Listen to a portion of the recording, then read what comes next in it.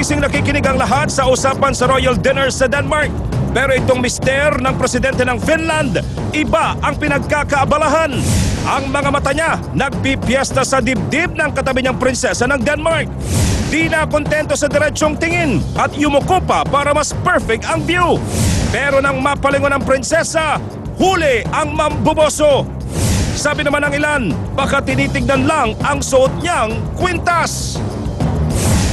Wala namang kakeme-kemeng rumampa mga modelo sa London na ang saplot lang mga sombrero. Mapalalaki, mapababae, pati buntis, todo bigay na pumarada. Masigabong palakpakan naman ang isinukli ng audience. Pero ang tanong, sino naman kaya ang nakapansin sa mga sombrero? Oras nang rondahin natin ang mga balita. Metro Action, ngayon na!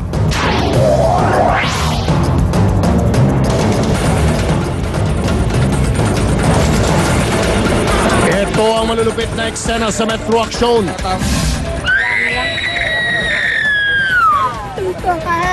Katawan ng 10 taong gulang na bata na pinangangambahang nalunod sa Pasig River, di pa rin nakikita.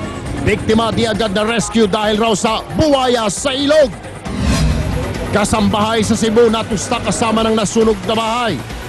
Habang 17 anyos sa kasambahay naman sa Maynila, ginahasa raw ng kaibigan ng kanyang ate. Mahigit 70 endangered na baby pawikan sa Quezon, pinakawalan sa karagatan. At mapanghinggit ng isang makasaysayang lugar, inistoba ng bagong fixer ng bayan sa ano ang problema mo? Hindi pa rin nakikita ang 10 taong gulang na batang lalaki na inanod sa ilog Pasig kahapon. Pero kahit isang araw na nakalipas, hindi pa rin nawawala ng pag-asa ang kanyang mga kaanak. Pero, na-rescue sana ang bata kung hindi natakot ang mga rescuer sa buhaya sa Pasig River.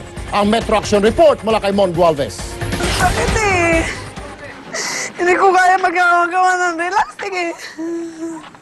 Walang tigil sa pag-iyak si Aling Lerio. Hanggang ngayon kasi, hindi pa rin nakikita ang anak niyang si James Kyle matapos umanong anurin sa ilog Pasig kahapon. Sa akin, makita ko lang ngayon na ano pa siya. Kahit mahawakan ko lang. Base sa investigasyon, naliligo ang bata kasamang ilang kalaro sa bahagi ng ilog sa may pinagbuhatan Pasig bandang 2:00 kahapon. Pero bigla na lang daw itong tinangay ng malakas na agos. Sinubukan pa ng ilang residente na iligtas ang bata, pero umatras daw sila. May sumiguro kasing may buwaya sa ilog. Every year po, kumukha po talaga yan. Kaya ladayo lang po, hindi po totally taga rito talaga sa tabing ilog yan. Pero sagot naman ng Coast Guard, hindi sila nagkulang. Kahit na may karatulan na nagbabawal sa pagligo sa ilog, tuloy pa rin daw ang mga pasaway. Sinasaway namin sila from time to time para hindi sila maligo. Dumadating sa punto na tinatago na nga namin yung mga damit nila. Tuloy pa rin ang paghahanap sa nawawalang bata.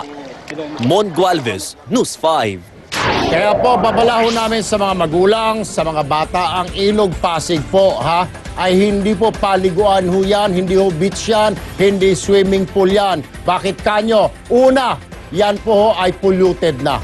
Delikado rin ho sa inyong kalusugan. Samantala, sa lalawigan ng Quezon, sabay-sabay na pinakawalan ng mga residente ang 92 bagong pisang pawikan sa Tayabas Bay.